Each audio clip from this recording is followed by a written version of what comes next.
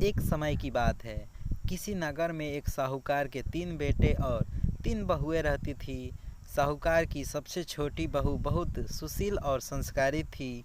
साथ ही वह भगवान कृष्ण की अन्य भक्त थी। सावन के महीने में साहूकार के दोनों बहुएं रक्षाबंधन के त्यौहार पर अपने अपने घर जाने की तैयारियां करने लगी। सुबह जल्दी उठकर घर का सारा काम करने लगी तो छोटी बहू ने पूछा, क्या बात है दीदी, आज इतना जल्दी जल्दी काम क्यों कर रही हो?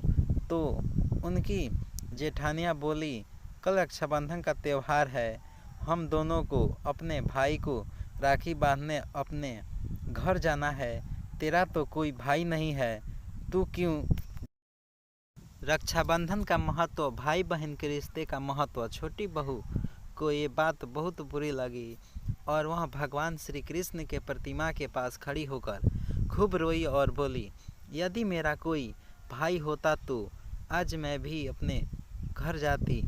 अगले दिन रक्षाबंधन का त्यौहार था।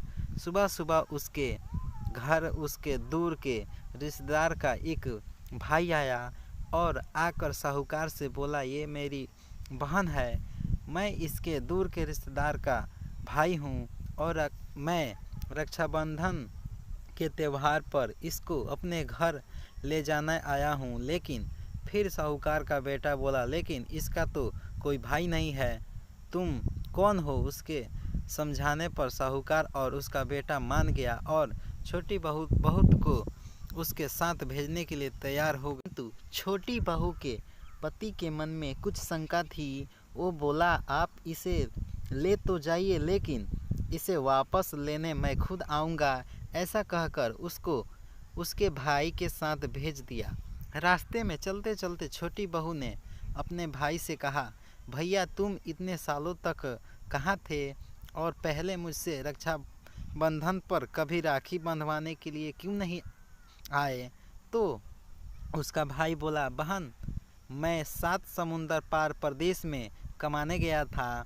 अब वो दोनों अपने घर पहुँचे तो घर में भाभी अपने ननद का स्वागत किया खूब और भगत की।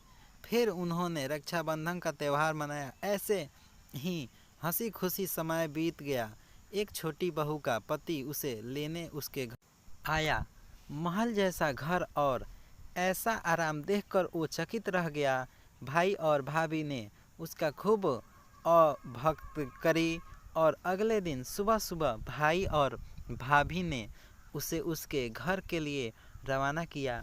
विदा करते समय उसे खूब सोना चांदी हीरे दिए। थोड़ी दूर जाने पर छोटी बहू का पति बोला, अरे मैं गलती से अपना कुर्ता वहीं भूल आया हूँ। तब वह बोली, कोई बात नहीं, आपका कुर्ता तो पुराना था, इतनी दूर वापस जाइएगा तो घर पहुँचते पहुँचते अंधेरा हो जाएगा। लेकिन उसका पति बोला, नहीं, मैं वापस जाकर अपना कुर्ता ले ही आता हूँ। ऐसा कहकर वो दोनों अपने भाई के घर वापस गए। जैसे ही भाई के घर के पास पहुँचे तो वह उन्होंने देखा भाई के महल जैसा घर के जगह पीपल का एक पेड़ है और उस पेड़ पर छोटी बहू के पति का कुर्ता टंगा है।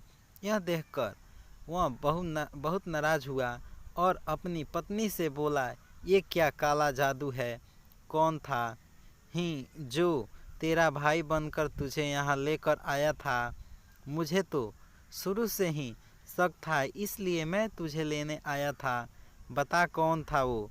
ऐसा कहकर वो छोटी बहू को मारने लगा। इतने में तेज प्रकाश के साथ भगवान श्री कृष्ण का वह सूर्य प्रकट हुआ और बोला, मत मारो इसे, ये मेरी बहन है।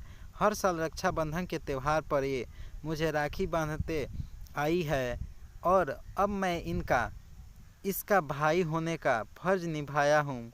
इसे मैं अपनी बहन माना है। छोटी बहू और उसका पति हाथ जोड़कर श्री कृष्ण के चरणों में गिर गए और फिर सब खुशी